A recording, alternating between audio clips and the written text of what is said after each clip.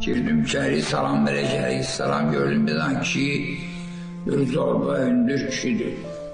Seyizlergâr, mənə dişi tanış oldu yine, Ağzer Efendi ile. Ben de adını işitmiştim, yüzünü görmemiştim. Muhtasarı çok şeyler okundu, söhbet edildi, o yan bu yan. Sonra bu gidecekti. Xudafizləşəndə dedi ki, gedirəm Borcu Metbəsinə. Bayra çıxanda mən də Azərlə beraber çıxdım. Biraz söhbət eləyəyə, dedi gedək səni orada tanış eləyim, tapşırın. Sen şeirler yaz yine, sen yaxşı şair olacaqsan, ne yaxşı yazmışsan.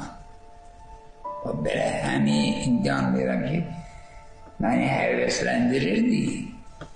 Ben böyle düzündeyim bir şeye. Gitti görüm metbəyə də Sabir'in heykeli olan yer. Orada metbəəydi. Girdik içeri, gördük Seyit Hüseyin değil, Ruhullah Axundlar. Vardı neçə adam, onları da tanımadım kimlerdi. Bu Azer onlara tapşırdı ki, bu Şadan Meyutoğlu bu şehir yazdığı bir akımını çap eləyin. Ben de söndüm.